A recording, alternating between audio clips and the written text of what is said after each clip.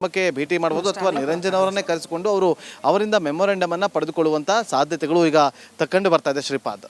Okay, thank you Nagendra Babu. ಹಾಗೇನೆ ಮಂಜುನಾಥ್, ನಿಮಗೂ ಕೂಡ ಧನ್ಯವಾದ.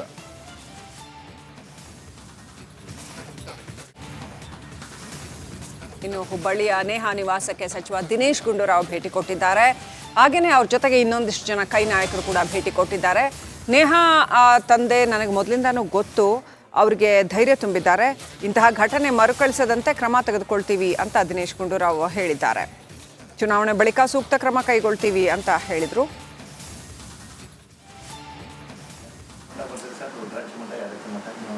ಇವತ್ತು ನೇಹಾ ಕುಟುಂಬಕ್ಕೆ ಆಗಮಿಸಿ ಸಚಿವ ದಿನೇಶ್ ಗುಂಡೂರಾವ್ ಅವರ ಕುಟುಂಬಕ್ಕೆ ಸಾಂತ್ವನ ಹೇಳುವಂಥ ಕೆಲಸವನ್ನು ಮಾಡಿದ್ದಾರೆ. ಈಗ ನಮ್ಮೊಂದಿಗೆ ಸಚಿವರಾಗಿರುವಂಥ ದಿನೇಶ್ ಗುಂಡೂರಾವ್ ಅವರಿದ್ದರೆ ಅವ್ರನ್ನ ಮಾತಾಡ್ಸೋಗ್ತೀನಿ. ದಿನೇಶ್ ಗುಂಡೂರಾವ್ ಅವರಿಗೆ ಅವರ ಕುಟುಂಬವನ್ನು ಭೇಟಿ ಮಾಡಿದ್ರಿ, ಧೈರ್ಯವನ್ನು ಹೇಳುವಂಥ ಕೆಲಸವನ್ನು ಮಾಡಿದ್ರು. ಅವರೇನಾದ್ರು ನಿಮ್ಮ ಹತ್ರ ಹೇಳ್ಕೊಂಡ್ರಾ? ಇಲ್ಲ, ನಾವೆಲ್ಲ ಅನೇಕ ವಿಷಯಗಳು ಚರ್ಚೆ ಮಾಡೋದು.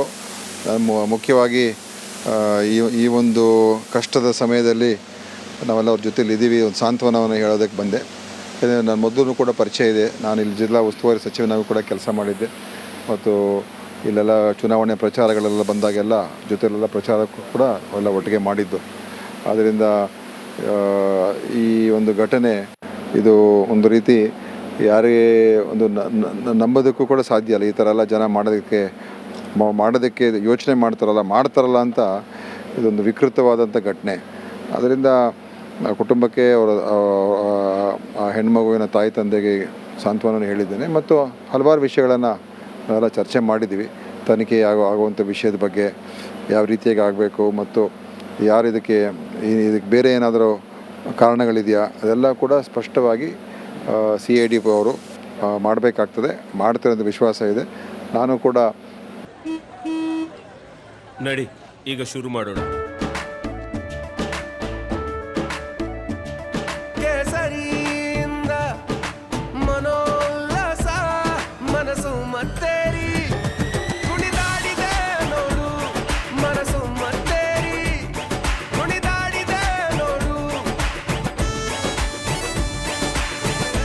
ಕ್ಷಣ ಕ್ಷಣವೂ ಆಚರಿಸಿ ಕೇಸರಿ ಹಬ್ಬ.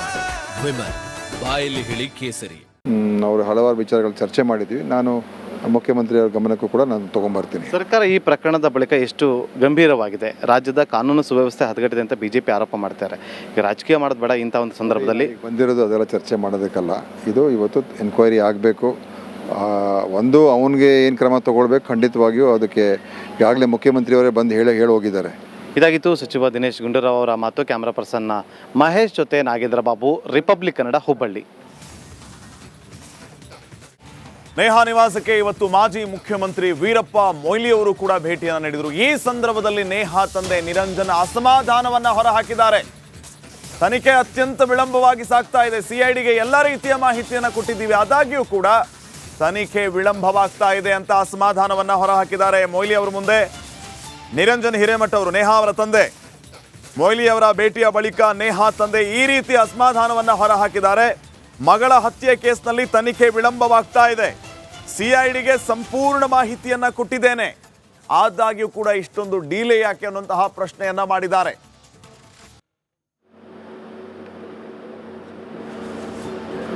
ಎಲ್ಲೋ ನನಗೆ ಈಗ ಅವರು ಡಿಲೇ ಮಾಡೋದು ನೋಡಿದರೆ ನನಗೆ ಈಗೂ ಕೂಡ ಸಂಶಯ ಇದೆ.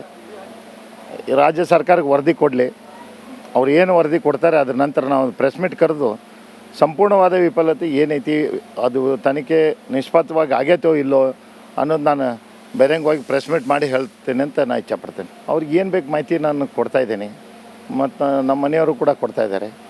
ಅವ್ರಿಗೆ ಯಾವ ರೀತಿ ಬೇಕೋ ಅವು ಆ್ಯಂಗಲ್ದಾಗ ಕೇಳಿ ಅಂತ ಹೇಳಿದ್ದೀವಿ, ಕೊಡ್ತಾಯಿದ್ದೀವಿ.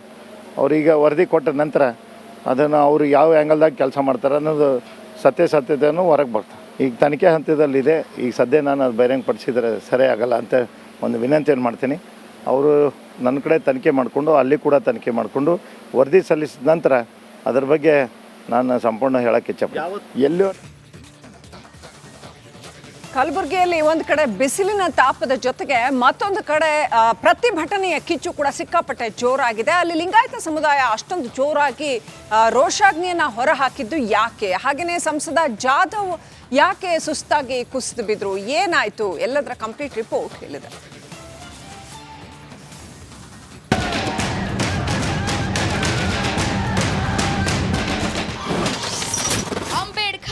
ಪ್ರತಿಮೆಗೆ ಅಪಮಾನ ಆರೋಪ.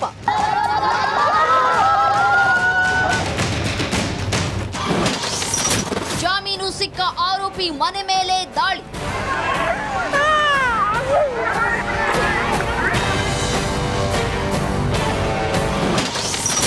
ಕೃತ್ಯ ಖಂಡಿಸಿ ಲಿಂಗಾಯತ ಸಮುದಾಯ ಕಿಚ್ಚು. ಕಲಬುರಗಿಯಲ್ಲಿ ರಣ ಬಿಸಿಲಿನ ಕಾವಿನ ಜೊತೆಗೆ ಪ್ರತಿಭಟನೆಯ ಕಿಚ್ಚು ಧಗಧಗಿಸಿದೆ. ಅಂಬೇಡ್ಕರ್ ಪ್ರತಿಮೆಗೆ ಅಪಮಾನ ಪ್ರಕರಣಕ್ಕೆ ಸಂಬಂಧಿಸಿದಂತೆ ಆರೋಪಿ ಸಂಗಮೇಶ್ ನಿನ್ನೆಯಷ್ಟೇ ಜಾಮೀನಿನ ಮೇಲೆ ಆಚೆ ಬಂದಿದ್ರು. ಇದು ಗೊತ್ತಾಗ್ತಾ ಇದ್ದಂತೆ ರಾತ್ರಿಯೇ ಸುಮಾರು 60 ಜನ ಸಂಗಮೇಶ್ ಮನೆ ಮೇಲೆ ದಿಢೀರ್ ದಾಳಿ ನಡೆಸಿದ್ರು. ಈ ವೇಳೆ ಸಿಕ್ಕವರ ಮೇಲೆ ಹಲ್ಲೆಯನ್ನ ನಡೆಸಿದ್ರು. ಹಲವು ಬೈಕ್, ಕಾರುಗಳ ಗಾಜುಗಳನ್ನ ಪೀಸ್ ಮಾಡಿದ್ರು.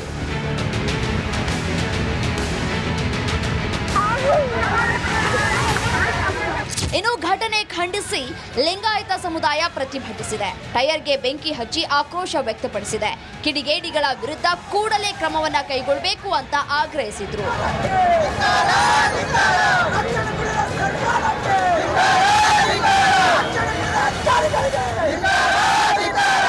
ಅಷ್ಟು 5 ಗಾಡಿ ಹೊಡೆದ್ರಿ. ನಮ್ಮ ಪೊಲೀಸರು ನಿನ್ನೆ ಸೀಸ್ ಮಾಡ್ಕೊಂಡು ಒಯ್ದಾರ್ರಿ. ಪೆಟ್ರೋಲ್ ಹಾಕ್ಯಾರ್ರಿ. ನಮ್ಮಲ್ಲಿ ವಿಡಿಯೋದ ಅಷ್ಟೇ. ನಮ್ಮ ನೆಗಣೆ ಅಲ್ಲೇ ಗಾಡಿ ಬಲ್ಲಿ ಕುಂತರ್ನು ಕಡ್ಡಿ ಗೀರ್ ಹಾಕ್ಯಾರ್ರಿ. ನಮ್ಮ ತಲೆಬಾಗಿಲಿಗೆಲ್ಲ ಪೆಟ್ರೋಲ್ ಸುರುದಾರ್ರಿ. ಹೊಲ್ಸೊಲ್ಸು ವಾಚ ಶಬ್ದ ನಿಂತು ಬೈದಾರ ಎಲ್ಲ ಹೆಣ್ಮಕ್ಳಿಗೆ.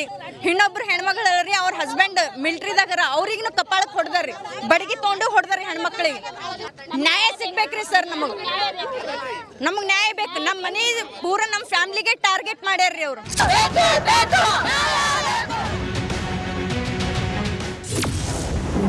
ಪ್ರತಿಭಟನೆ ವೇಳೆ ಸಂಸದ ಉಮೇಶ್ ಜಾಧವ್ ಅಸ್ವಸ್ಥ.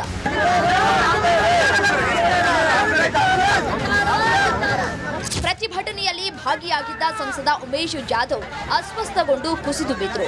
ಬಿಸಿಲಿನಿಂದಾಗಿ ತಲೆ ಸುತ್ತು ಬಂದು ಅಸ್ವಸ್ಥಗೊಂಡ್ರು. ಇನ್ನು ಸ್ಥಳಕ್ಕೆ ತಡವಾಗಿ ಆಂಬ್ಯುಲೆನ್ಸ್ ಆಗಮಿಸಿದ್ದಕ್ಕೆ ಪ್ರತಿಭಟನಾಕಾರರು ಆಕ್ರೋಶ ಹೊರಹಾಕಿದರು.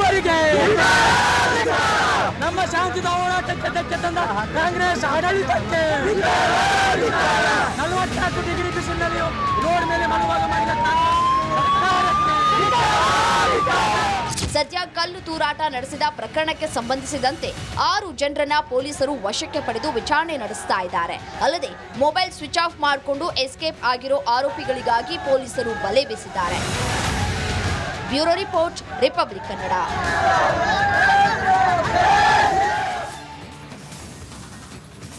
ಪ್ರಜ್ವಲ್ ರೇವಣ್ಣ ಅವರದ್ದು ಎನ್ನಲಾದ ವಿಡಿಯೋ ಪ್ರಕರಣ ಇಡೀ ರಾಜ್ಯದಲ್ಲಿ ಯಾವ ರೀತಿ ಸಂಚಲನಕ್ಕೆ ಕಾರಣ ಆಗ್ತಾ ಇದೆ. ಈಗ ಸದ್ಯಕ್ಕೆ ರೇವಣ್ಣ ದೇವರ ಮೊರೆ ಹೋಗಿದ್ದಾರೆ. ಸಂಕಷ್ಟದಿಂದ ಪಾರು ಮಾಡುವಂತ ದೇವರಲ್ಲಿ ಪ್ರಾರ್ಥನೆ ಮಾಡ್ಕೊಳ್ಳೋದಕ್ಕೆ ಹೋಮ, ಹವನ, ಪೂಜೆ, ಸಂಕಲ್ಪವನ್ನ ತಮ್ಮ ಮನೆಯಲ್ಲಿ ಮಾಡಿಸ್ತಾ ಇರೋದು. ಪೂಜೆಯ ಬಳಿಕ ಬೆಂಗಳೂರಿನತ್ತ ಹೊರಟಿದ್ದಾರೆ ಎಚ್ ಡಿ ರೇವಣ್ಣ ಅವರು. ಈ ಸಂದರ್ಭದಲ್ಲಿ ರಿಪಬ್ಲಿಕ್ ಕನ್ನಡ ಜೊತೆಗೆ ಮಾತಾಡುವಾಗ SIT ಅವರು ಮನೆಗೆ ನೋಟಿಸನ್ನು ಅಂಟಿಸಿದ್ದಾರೆ. ನೋಟಿಸ್ನಲ್ಲಿ ಏನಿದೆ ಅನ್ನೋದನ್ನ ತಿಳಿದುಕೊಳ್ತೇನೆ ಅಂತ ಹೇಳಿದ್ದಾರೆ. ಹೊಳೆ ನರಸೀಪುರದಲ್ಲಿ ಎಚ್ ಡಿ ರೇವಣ್ಣ ಅವರು ಈ ರೀತಿ ರಿಯಾಕ್ಟ್ ಮಾಡಿರೋದು, ನೋಟಿಸ್ನಲ್ಲಿ ಏನಿದೆ ಅನ್ನೋದನ್ನ ತಿಳ್ಕೊಳ್ತೀನಿ ಅಂತ ಹೇಳಿದ್ದಾರೆ. ನನಗೆ ಇವೆಲ್ಲ ಷಡ್ಯಂತ್ರ ಏನಿದೆ, ಆ ಷಡ್ಯಂತ್ರ ಎದುರಿಸೋ ಶಕ್ತಿ ಇದೆ, ಮಾಡ್ತೀನಿ. ಇವಾಗ ತನಿಖೆ ಎದುರಿಸ್ತೀರಾ? ಎಲ್ಲಾನು ಎದುರಿಸೋಣ, ಏನು ತಲೆ ಕೆಡಿಸ್ಕೋಬೇಕಲ್ಲ ನಾವಂತ. ಇವಾಗ ಬೆಂಗಳೂರಿಗೆ ಹೋಗ್ತೀವಿ ಸರ್ ತನಿಖೆ. ತಪ್ಪು ನಾನೇನು ಮಾಡಿಲ್ಲ. ಯಾವುದೇ ತನಿಖೆಗೆ ಸಿದ್ಧ ಇದ್ದೀನಿ, ಎದುರಿಸ್ತೀನಿ. ಯಾವ ತನಿಖೆ ಬೇಕಾದ್ರೆ ಎದುರಿಸ್ತೀನಿ, ಕಾನೂನು ರೀತಿ ಎದುರಿಸ್ತೀನಿ. ಈ ಆರೋಪ ಬಂದೆಲ್ಲ ಸುಳ್ಳಾಗದು. ಇದೆಲ್ಲ ಸುಳ್ಳಿನ ಆರೋಪ ಎಲ್ಲ. ಅದ್ರ ಬಗ್ಗೆ ಇವತ್ತೇನು ಮಾತಾಡಲ್ಲ ನಾನು. ಅದೇನಿದ್ರು ಇದು ಇವಾಗ ರೇವಣ್ಣ ಹೊರಟಿರುವಂಥದ್ದು ತನಿಖೆಗೋಸ್ಕರ. ಈಗ ಇಷ್ಟೋ ಬೆಳಿಗ್ಗೆಯಿಂದ ಹೋಮ ಹವನದಲ್ಲಿ ಬ್ಯುಸಿ ಆಗಿರುವಂಥ ರೇವಣ್ಣ ಅವರು ಬೆಳಗ್ಗೆಯಿಂದ ಮನೆ ಒಳಗಡೆ ಹೋಮವನ್ನು ನಡೆಸ್ತಾ ಇದ್ದಾರೆ. ರಿಪಬ್ಲಿಕ್ ಕನ್ನಡದ ಎಕ್ಸ್ಕ್ಲೂಸಿವ್ ಹೇಳಿಕೆಯನ್ನು ಕೊಟ್ಟಿದ್ದಾರೆ. ಯಾವುದೇ ತನಿಖೆ ಬೇಕಾದ್ರೆ ಬರಲಿ, ಅದನ್ನು ನಾವು ಎದುರಿಸ್ತೀವಿ. ಯಾವ ತನಿಖೆಗೂ ಕೂಡ ಭಯ ಇಲ್ಲ. ನಾವು ಗಂಭೀರವಾದಂಥ ಒಂದಿಷ್ಟು ಪ್ರಕರಣಗಳ ತನಿಖೆಯನ್ನು ಈಗಾಗಲೇ ಎದುರಿಸಿದ್ವಿ. ಆದರೆ ನಾವು ಯಾವ ತನಿಖೆಯನ್ನು ಕೂಡ ಈಗ ಎದುರಿಸ್ತೀವಿ. ಒಂದಿಷ್ಟು ಆರೋಪಗಳು ಬಂದಿದೆ, ನಿಜ, ಎಲ್ಲವನ್ನು ಕೂಡ ಎದುರಿಸ್ತೀವಿ ಅಂತ ರೇವಣ್ಣ ಅವರು ಈಗ ಹೊಳೆ ನರಸೀಪುರದಲ್ಲಿರುವಂಥ ಮನೆಯಿಂದ ಬೆಂಗಳೂರು ಕಡೆ ಹೊರಟಿದ್ದಾರೆ. ಕ್ಯಾಮ್ರಾ ಪರ್ಸನ್ ದೀಪಕ್ ಜೊತೆ ನಿಕೇಶ್, ರಿಪಬ್ಲಿಕ್ ಕನ್ನಡ, ಬೆಂಗಳೂರು. ಪೆನ್ಡ್ರೈವ್ ಕೋಲಾಹಲಕ್ಕೆ ಸಂಬಂಧಪಟ್ಟಂತೆ ಭಾರತಕ್ಕೆ ಈಗ ಪ್ರಜ್ವಲ್ ರೇವಣ್ಣ ವಾಪಸ್ ಬರ್ತಾರಾ? ಗುರುವಾರ ರಾತ್ರಿ ವಾಪಸ್ ಬರುವ ಸಾಧ್ಯತೆ ಇದೆ ಅಂತ ಹೇಳಲಾಗ್ತಾ ಇದೆ. ಆದರೆ ಕನ್ಫರ್ಮ್ ಇಲ್ಲ.